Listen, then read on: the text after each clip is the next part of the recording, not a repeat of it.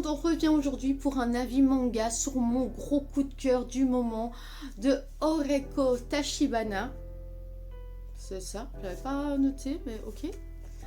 Et c'est Les Noces des Lucioles. Alors, bien entendu, chez Glénat, il y a eu 2 parutions, Les Noces des Lucioles ainsi que Promise Cinderella que je viens de découvrir et qui est absolument aussi génialissime, mais vraiment, j'ai une préférence pour Les Noces des Lucioles. Je le résume avec vous et puis je vous dis pourquoi. Alors ça se passe fin du 19e, début 20e.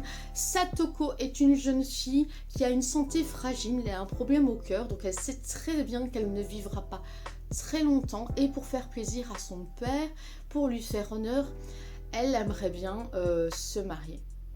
Sauf qu'il se passe un événement assez particulier, c'est qu'elle va se faire enlever alors qu'elle se promène en ville.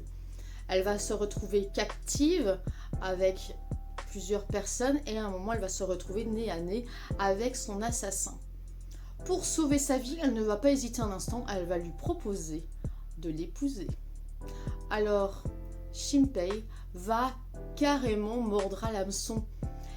Il est séduit par la proposition de la jeune femme et va mettre tout en œuvre pour la sauver. Voilà comment débute l'histoire des Noces des Lucioles et franchement, la suite, vous n'êtes pas prêts. Alors, qu'est-ce qui fait que j'ai autant aimé cette histoire? Tout d'abord, je pense que c'est cette petite romance un peu toxique. Un peu. Voilà, c'est plein de red flags. Ce mec, il est pas sain.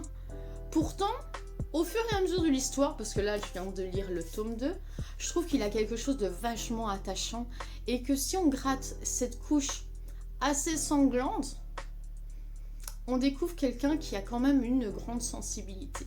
Alors, j'ai trouvé mignon les passages avec les Lucioles et je trouve que ce titre, Les Noces des Lucioles, c'est vraiment sympa parce que si vous vous renseignez un tout petit peu, moi, les Lucioles, c'est quelque chose que j'affectionne énormément.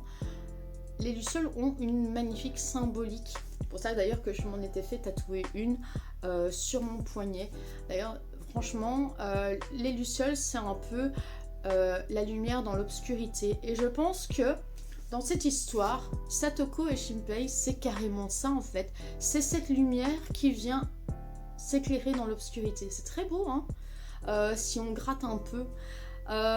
Donc voilà pour le côté un peu romantique de l'histoire. Maintenant, ce n'est pas qu'une histoire de romance.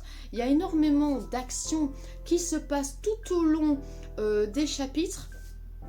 Rien que la fuite de Satoko alors qu'elle est captive, il y a énormément de scènes de combat et de moments assez sanglants.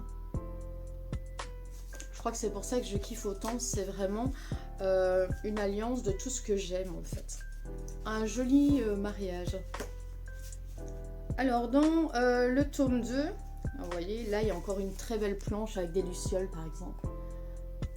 Donc en fait on vient rappeler à chaque fois ce terme des lucioles, c'est très très très sympa.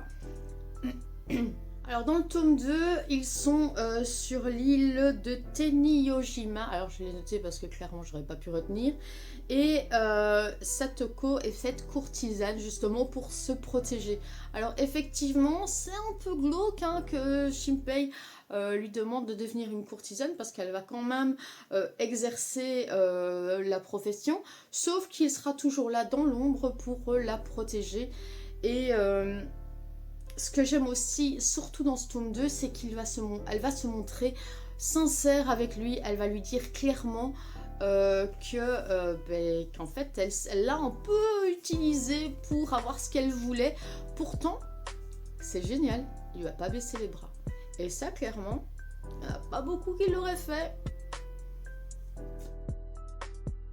En bref, gros coup de cœur. Parce qu'il y a plein d'ingrédients que j'aime et que je vous conseille bien sûr vivement cette série. Alors n'hésitez pas non plus à aller lire Promise Cinderella, qui est un style beaucoup plus contemporain du coup, puisque ça se passe dans notre quotidien, dans notre monde contemporain. Donc clairement, deux très bonnes séries d'Oreko Tachibana qu'il ne faut absolument pas passer à côté. Autre petite info, je pense avoir vu passer, et là il faudra que je vérifie avant de poster cette vidéo, c'est que la mangaka sera présente à la Japan Expo. Alors vous pourrez m'y retrouver parce que j'y serai bien entendu, parce que outre le fait que Oreko Tachibana sera là, on aura aussi Junji Ito, et Dieu sait que je surkiffe le style de Junji Ito, vu que j'adore le style horrifique également. Donc n'hésitez pas à prendre vos tickets pour la Japan, on se verra sûrement là-bas, quoique dans la foule c'est peut-être pas sûr. On verra. Allez, je vous laisse. Des bisous. Bye bye.